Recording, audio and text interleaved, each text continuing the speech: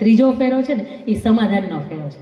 મેં તમને કહ્યું એમ કે આપણું સમાધાન, બે વ્યક્તિ વચ્ચેનું સમાધાન કોઈ ત્રીજું વ્યક્તિ કરે ને એમાં મજા નથી, પણ તમારું બે વ્યક્તિનું સમાધાન એક ચાર દિવાલની વચ્ચે થઈ જતું હોય ને એની અંદર મજા છે.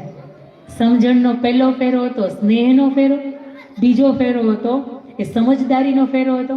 વહુને સમજવું પડે, સસરાને સમજવું પડે, પતિને સમજવું પડે, એ પત્નીને પુત્રવધુને સમજવું પડે, અને એની પછીનો ત્રીજો ફેરો હતો એ સમાધાનનો ફેરો હતો. સમાધાનના ફેરા પછી એ ચોથો ફેરો. અને સમાધાનની અંદર મારી બીજી પણ તમને વાત કરી, તમને આમાં બહુ હસવું આવશે, જોજો. એક દંપતી છે ને એને બનતું નહીં, છતાંય એને ઈશ્વરની કૃપાથી 3 સંતાન, લગ્નના 10-12 વર્ષ વીતી ગયા. રોજ ધબી બોલાવે, ઘરની અંદર જેટલા વાસણ હતા બધા ગોબાઈ ગયેલા. સમજે ને હું કામ એને? સમજે ને? હા તો પાડો. હા, થાળી ગોબાઈ ગયેલો, વાટકો ગોબાઈ ગયેલો, ચમચી ગોબાઈ ગયેલી, તપેલું, તગારો, જેટલું પણ બધું ગોબાઈ ગયેલું. એટલા માટે છૂટા ઘાત થયા હતા 10 વર્ષ સુધી. 3 સંતાનો. અને પતિ પત્ની એવું નક્કી કર્યું કે હવે આપણે છૂટું પડી જવું છે, હવે આપણે રહેવું નથી, અરે કોઈ કાળોમાં નહીં રહેવાય. રોજ હવારમાં ઉઠીને કકડામણ, રોજ મગજમારી. ઓકે ચાલો આપણે છૂટા પડી જાય. એક તમે લઈ જાઓ, એક હું લઈ જાઉં, ત્રીજાનું શું કરવું? ભાગલા પાડીએ, પણ આ ત્રીજાને ભાગલા કેમ પાડવા? બંને વચ્ચેની વચ્ચે પાછું ત્રીજા ફેરાની જેમ સમાધાન થયું. આ સમાધાનની વાત ચાલે છે.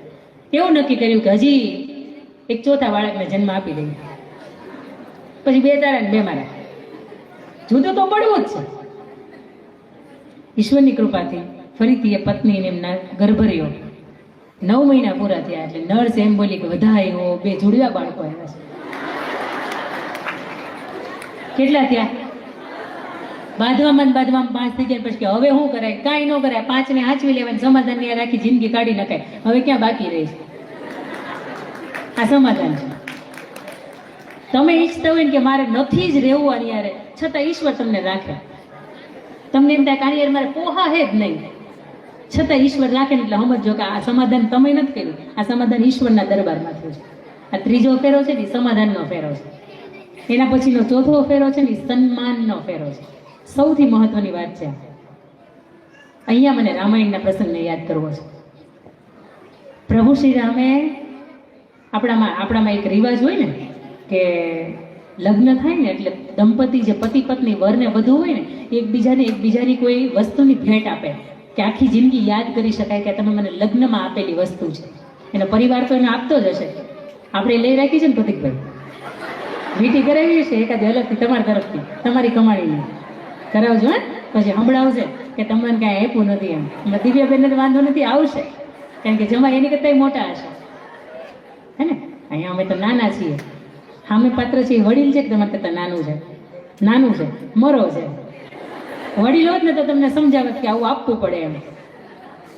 પણ તમે સમજો, લગ્નની અંદર કોઈ વસ્તુ આપણે આપીએ, સોના ચાંદીની છે અથવા તો કોઈ પણ વસ્તુ જે હું તને મારા તરફથી મારી કમાણીમાં લઈ દઉં છું, અથવા તું મારા તરફથી તને ગિફ્ટ કરું છું, એટલા માટે યાદગીરી રહે.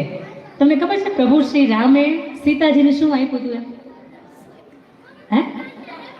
હા, ચૂડામણી આપી હતી. હા, પણ એની સાથે એક સરસ મજાનું વચન આપ્યું હતું. વસ્તુ તો હજી નાશવંત છે, પણ વચન છે ને એવી વસ્તુ છે કે આખી જિંદગી નિભાવવાનું હોય. પ્રાણ જાય પર વચન ન જાય, રઘુકુળની રીત છે. એની અંદર પ્રભુ શ્રી રામે બહુ મજાની એક વાત કરી હતી કે રઘુકુળની રીતની અંદર ભલે 1, 2 ને 3 રાણી રાખવાના રિવાજ હોય, પણ સીતાજી આ રામ તમને વયા છે અને આખી જિંદગીમાં જ્યાં સુધી છેલ્લો શ્વાસ છે ને ત્યાં સુધી તમે જ મારા હૃદયના રાણી રહેશો. તમારા પછી કોઈ પણ સ્ત્રીનું આગમન મારા જીવનની અંદર નહીં થવા દો.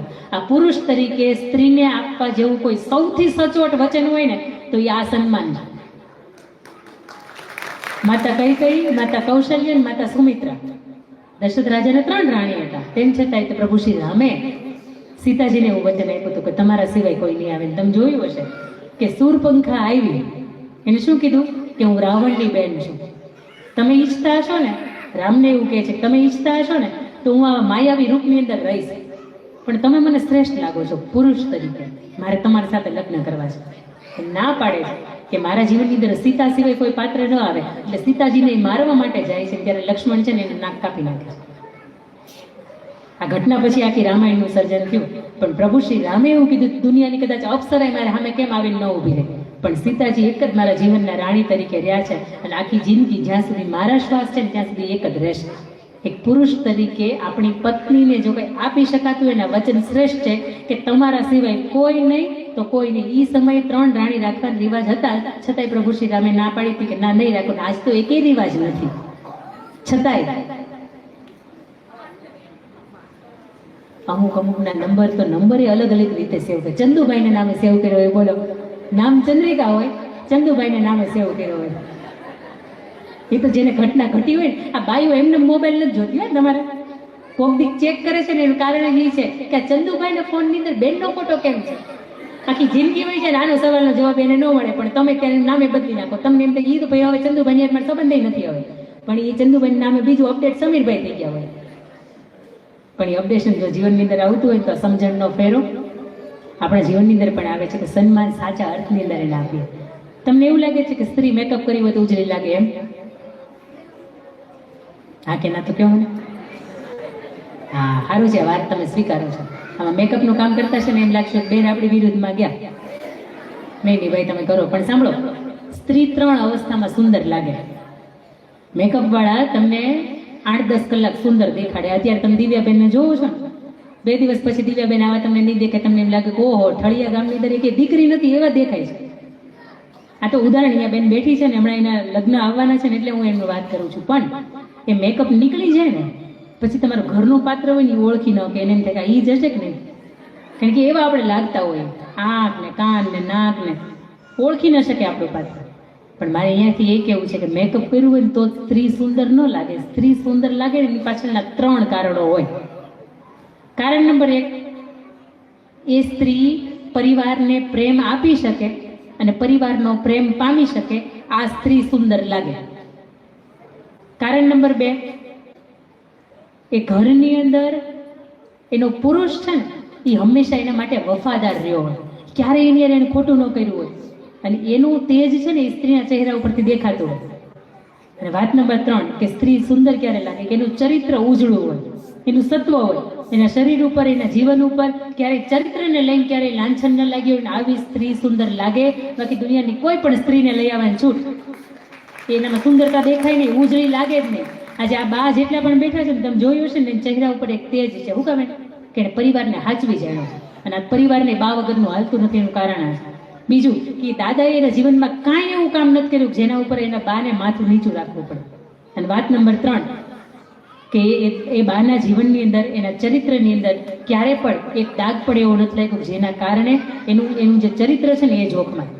આજે પણ એ બા મેકઅપ નથી કરતા છતાં એ બા સુંદર લાગે છે. એનું કારણ આ છે. અને આપણે તો ઘણી ઘણી ફેશિયલ કરાવીએ ને તોય 3 દિવસ હતા એના આ તમે બોલો છો.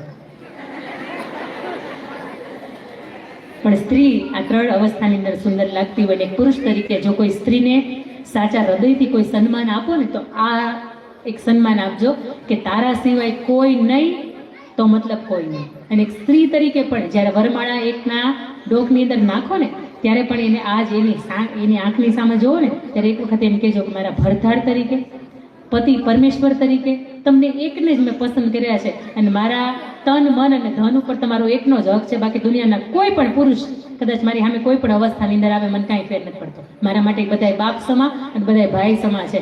મારા માટે એક પતિ પરમેશ્વર સ્વરૂપે મેં હંમેશા તમને એકને જોયા છે. લગ્નનો 4થો ફેરો છે ને એ સન્માનનો ફેરો છે.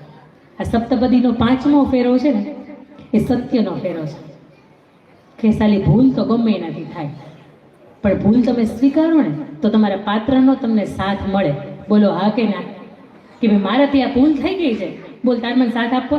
મારા ત્યાં તારા સલાહની નહીં, તારા સાથની જરૂર છે, આપીશ. એટલે સ્ત્રી આટલું જ જોતું હોય ને, આટલી જ ગળગળી થઈ જાય. તમે જોજો, તમે મોદી સાહેબે નોટબંધી કરી ને, હા કે ના? હા, તમને ખબર છે તમે જાગો છો, મતલબ એમ થાય તમે જાગો છો, હુઈ નથી ગયા. આ બધા ગામની અંદર તો વહેલા એટલે તમે 8-8, 9-9 વાગ્યામાં તો હુઈ ગયા હોય ને, એમાં 8 વાગે 9 વાગે ચાલુ થાય. તમને જગાડવા કેમ મારે?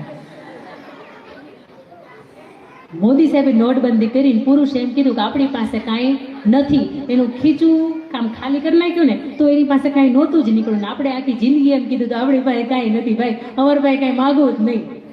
પણ ચોખાના ડબ્બા ખોલ્યા તો નીકળ્યા, ઘઉંની પેટીઓ ખોલીને તો નીકળ્યા. જૂના ઓલા હડી ગયેલા ઓશિકા જેને કોઈ ગંધાતું હોય ને તેને અડતું નહોતું, કેટલા સમયથી માથાને તેલ અંદર ચોટી ગયું હતું, અડતું નહોતું ને એની અંદરથી કેટલી જગ્યાએથી નીકળ્યા, તમે વિચારો જ ખરા. પણ આ ફેરો છે એ સત્યનો ફેરો છે. ભૂલ તમે સ્વીકારી શકો ને તો કોઈ સાથ આપે નો. સચોટ ઉદાહરણ મારે એક સુરતનો, કદાચ ત્રિકમભાઈ આ વાતથી જાણ છે કે મને ધ્યાન નથી, પણ ચોક્કસ મારે કહેવું છે કે પુરુષના જીવનની અંદર મેં હંમેશા આ વાતની અંદર સહમત હોય કે તમે ને હું બપોર વચ્ચે 2 થી 5 ઊંઘીએ ને તો આપણી પાસે એક જ કામ હોય. શું કામ ખબર છે? આના સિવાય આપણી પાસે બીજું કોઈ કામ ન હોય. ક્યાં સસ્તું મળે છે, ક્યાં 2 ની યાર 1 3 ફ્રી મળે છે, ક્યાં સરસ મજાનો કલર મળે છે, ક્યાં કોડ સેટ મળે છે, ક્યાં 1500 માં 2 જોડી મળે છે. આ બધું આપણે આની અંદર ઈ જ કામ કરીએ. આપણે પૈસાની યાર કઈ લેવા દેવાનો હોય? આપણે કેમ આપણે ખીચાને દેવા હોય. અને 25 તારીખ વટે ને પછી એ પાછળની લાઈનમાં જેટલા પણ બેઠા છે ને એને એક વખત પૂછો તો 15 વાળ કરતા હોય તો ત્યાં 25 વાળ કરવાનું શરૂ થઈ જાય. શું કામ એને? એટલે ભાઈ એને ચિંતા હોય કે 1500 ના 2 આ જ હોય છે, પણ લાવી ક્યાંથી દે હું?